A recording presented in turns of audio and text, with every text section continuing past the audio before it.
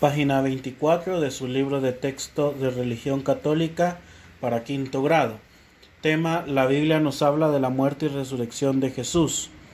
Dice este tema en su libro de texto: las autoridades religiosas y judías de los fariseos decían que Jesús no cumplía la ley de Moisés y por eso no lo soportaban, sobre todo porque se declaraba hijo de Dios. Así que decidieron que lo mejor era que muriera. Es decir, las autoridades religiosas judías y los fariseos, que eran una secta judía que se encargaba de velar porque la ley se cumpliera en el entorno o en la sociedad judía en la cual vivía Jesús, no toleraban a Jesús o no querían a Jesús por dos motivos. Primero, porque no cumplía la ley de Moisés. ¿Cuál es la ley de Moisés? Todas aquellas leyes o todos aquellos preceptos que dentro de la religión judía se mandaba cumplir. Uno de estos, por ejemplo, y el más importante, o el que fue el punto central por el cual los judíos odiaban a Jesús, era el sábado. En el día sábado no se le permitía a las personas la realización de ciertas actividades, puesto que uno era un día de descanso y dos era un día entero para dedicarlo a Dios en el hogar, en la casa, ¿verdad? No se salía prácticamente a nada. Incluso era permitido solo dar 25 pasos fuera de la casa. Entonces, si usted daba más de 25 pasos, era considerado que usted estaba trabajando y por tanto estaba violentando la ley. Jesús a su vez había sanado enfermos en sábado y eso era considerado por los fariseos y los judíos, era considerado como un pecado, porque Jesús estaba violentando la ley de Moisés, que según ellos decía que nadie podía hacer nada ni trabajar en sábado. De hecho, ni siquiera cocinaban, ni siquiera se cocinaba, sino que se cocinaba un día antes para tener todo listo para el siguiente día. Entonces, vamos a buscar en sus Biblias el texto del Evangelio de Lucas, capítulo 22, versículos del 1 al 2. Ahí ese texto nos presenta cómo los fariseos al acercarse a la fiesta de la Pascua, estaban buscando la manera de apresar a Jesús y de que él muriera, ¿verdad? Pero no lo hacían en los momentos en los que Jesús estaba con el pueblo, porque temían que el pueblo no les permitiera apresarlo y que lejos de quedar él como un bandido, quedara como un héroe o como un mártir. Entonces, por eso es que los judíos no lo apresaban en los momentos que él estaba en público, sino que buscaban un momento en el cual lo pudieran apresar en el silencio. Y así fue, de hecho, el día Jueves Santo por la noche, mientras Jesús estaba en el huerto de los olivos. En ese momento pues es que a él lo capturan. Entonces, cuando se acercó la fiesta de la Pascua, como hemos visto en el tema anterior, se reunió con sus discípulos para celebrar la cena de la Pascua, y en la cual ya hemos dicho se celebra la liberación de la esclavitud de Egipto, para sacarlos de ahí y llevarlos hasta la tierra prometida. Después de esta última cena que Jesús celebró, recordemos que hemos visto en el tema anterior que posterior a esto Jesús de Nazaret celebró también un rito propio en el cual instituyó la Eucaristía, y de esta manera queda establecido el nuevo ritual que será la Santa Misa, que hasta la actualidad los cristianos celebramos. Entonces, después de esta última cena, Jesús se dirigió hacia el huerto de los olivos, y ahí sus enemigos, que buscaban un momento para atraparlo, lo apresaron, ya que estaba solo él con sus discípulos, y lo llevaron delante del sumo sacerdote y de Pilato. Pilato, asustado por la precisión de los fariseos, les entregó a Jesús para que lo crucificaran. Es decir, Pilato presuponía la inocencia de Jesús, pero por miedo al escándalo que estaban formando los fariseos, les permite o les da la autorización para llevar a cabo su crucifixión. Entonces, veamos cómo Jesús actúa ante la calumnia, ante la acción de sus enemigos. Vamos a ver cómo Jesús actúa ante el accionar de sus enemigos. Vamos a buscar en nuestra Biblia Lucas capítulo 22, versículos del 52 al 53. Dice: Jesús dijo a los sumos sacerdotes y a los oficiales del templo y a los ancianos que habían venido contra él: tal vez buscan a un ladrón y por eso han venido a detenerme con espadas y palos. ¿Por qué no me detuvieron cuando estaba días atrás entre ustedes en el templo? Es decir, Jesús recrimina el hecho de que no lo apresen cuando esté en público, sino que cuando está cuando está solo en el huerto, ¿verdad? Entonces Jesús está como reclamando a los fariseos, este hecho. Después de todos los acontecimientos de esta situación, luego de que Jesús es condenado, lo llevan fuera de Jerusalén a un monte llamado Gólgota. Allí murió en la cruz y fue sepultado en el sepulcro, que era un lugar que había cerca. Entonces, hemos visto en esta parte del tema todos los acontecimientos que Jesús ha vivido a lo largo de su pasión. Primero, que fue una acción ya premeditada, o fue una acción que los judíos venían pensando desde antes. Segundo, que fue una injusticia porque buscan apresarlo en un momento en el que él estaba solo. Tercero, le hacen un juicio injusto. Y estos son los 3 puntos importantes. Primero, que los judíos querían matarlo o querían desaparecerlo porque no seguía la ley de Moisés y porque se declaraba hijo de Dios.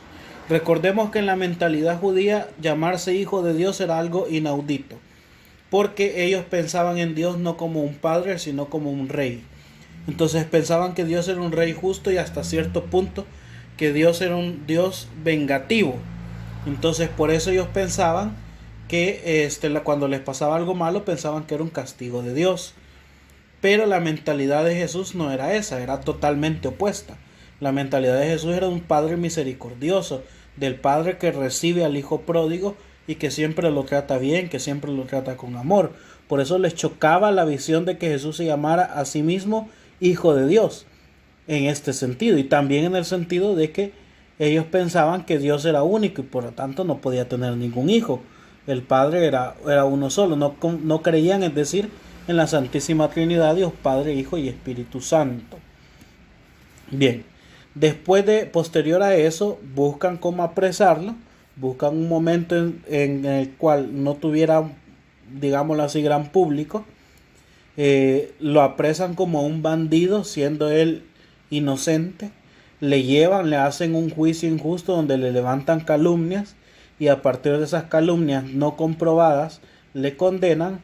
Le llevan donde Pilato. Pilato cree que él es inocente, pero por miedo, en lugar de defender la verdad, por miedo a las revueltas, se preocupa más por ese miedo que por liberar al inocente. De esta manera permite que Jesús sea crucificado.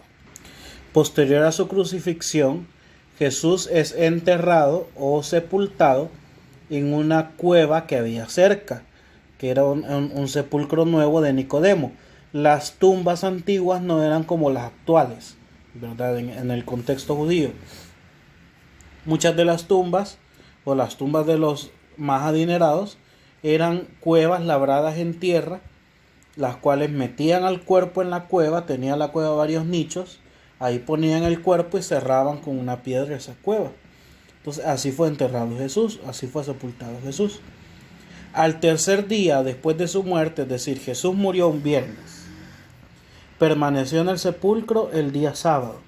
El día domingo, por la mañana, las mujeres se dirigieron al sepulcro para embalsamar su cuerpo. ¿Qué es embalsamar un cuerpo? Pues es la manera de preparar un cuerpo para que su descomposición se retarde un poco. Entonces, de esta manera, las mujeres se dirigieron al sepulcro para embalsamar el cuerpo. ¿Por qué lo hacen hasta el día domingo? Porque el día viernes no lo pudieron embalsamar ni lo pudieron preparar por el simple y sencillo hecho que ya se acercaba el sábado. Y recordemos que el sábado o el día sábado para los judíos da inicio el viernes a las 5 o 5:30 de la tarde a la puesta del sol. Entonces por eso es que Jesús tiene que ser sepultado a la carrera y no es posible preparar su cuerpo para el descanso eterno. Por eso el día domingo las mujeres van preocupadas sin saber quién va a mover la piedra a embalsamar el cuerpo de Jesús con los aceites esenciales que se utilizaban en esa época. De madrugada las mujeres fueron al sepulcro, dice el texto bíblico que aparece en su libro, llevando los perfumes que habían preparado. Encontraron removida la piedra del sepulcro y entrando no encontraron el cuerpo del Señor Jesús. Mientras estaban desconcertadas por esto, se les aparecieron dos hombres con vestidos refulgentes. Ellas quedaron despavoridas y con con las caras mirando al suelo. Ellos le dijeron: ha resucitado. Es decir, las mujeres van al sepulcro, se encuentran que la piedra muy pesada está movida y piensan que se han robado el cuerpo del Señor. Pero cuando están en el sepulcro se les aparecen dos personas vestidas de blanco, es decir, dos ángeles que les dicen: no está aquí, ha resucitado. Entonces, incluso ahí en la lámina que les aparece, en el dibujo que les aparece en su libro, aparece un cuadro de diálogo que dice: ¿por qué buscan entre los muertos al que vive? No está aquí, ha resucitado. Entonces las mujeres regresan a contarle todo esto a los apóstoles. Entonces, ¿cuál es el mensaje de todo esto? Que la cruz, que la pasión de Jesús lo llevó a algo mucho mejor, que fue la resurrección. Con su pasión y muerte Jesús derrota a la muerte porque resucita. Y de esta manera abre para todos nosotros, para usted y para mí, abre la posibilidad, o mejor dicho, convierte la muerte en vida. De tal manera que después de la resurrección de Jesús, la muerte para todo cristiano ya no es muerte, sino que es vida. De tal manera que ahora, cuando alguien muere, ya no muere para sufrir, muere para estar mejor que en este mundo. Entonces, con esto Jesús nos demuestra, y este es como el resumen de toda la clase, de esta clase, Jesús dio su vida al morir en la cruz. La resurrección de Jesús es el cumplimiento del plan de Dios para salvar a toda la humanidad. Es decir, por el pecado de Adán entró la muerte al mundo. Por el pecado de Adán y Eva.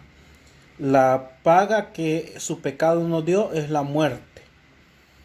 Pero a partir de ese momento todos morían. Todos, y pasaban a un lugar que se llamaba el Hades. Antes de Jesús, todas las almas que morían, Moisés, los profetas, David, los reyes, etc., todos los que habían sido buenos, justos, pero por su pecado original y por los pecados que habían cometido, no iban al cielo, sino que iban a un lugar llamado en el cristianismo el Hades, que yo diría que es similar al purgatorio. Y en este lugar no estaban en el infierno, en lugar de la condenación, pero tampoco estaban en el cielo. Por tanto, era un lugar de sufrimiento porque no estaban en el cielo, pero de alegría también porque sabían que no iban a bajar al infierno, sino que estaban esperando a que Jesús muriera y resucitara para ellos poder entrar al cielo. Es por eso que el credo nos dice: al tercer día, murió y descendió a los infiernos. Cuando habla de los infiernos, no habla del infierno en cuanto tal, el lugar de condenación, sino que habla de la palabra propia con la que fue compuesto es el Hades. Es decir, el Hades es un lugar donde se consideraba que las almas estaban no en la presencia de Dios, pero tampoco en el infierno. Y estas almas esperaban ahí a que Jesús entrara, descendiera al Hades, sacara a estas almas y las llevara al cielo. Y a partir de ese momento, todas las personas que murieran en la fe de Jesucristo, habiendo sido buenas personas, todas las personas que vivieran conforme a la voluntad de Dios, A partir de ese momento, cuando murieran, no iba a ser una muerte, sino que iba a ser vida. Y de esta manera, cuando alguien le muere, cuando se muere un familiar, cuando se muere una persona que ha sido buena, cuando se muere una persona que ha actuado conforme a la voluntad de Dios, esta persona no va al infierno, esta persona va al cielo. Y de alguna manera, quizás incluso más real, está siempre presente con nosotros. ¿Por qué? Porque está en el cielo. Y el cielo se hace presente en la tierra en cada misa. Y por eso es importante la misa. Porque en la misa es donde vamos a encontrarnos con todas las personas que están en el cielo y que están en el purgatorio. Ahí se une el cielo y la tierra en la Santa Misa. Por tanto, si alguno de ustedes conoce a un amiguito, algún familiar o a alguien que haya muerto a alguien y esté en una difícil situación, díganle esto, que en la misa se pueden volver a encontrar.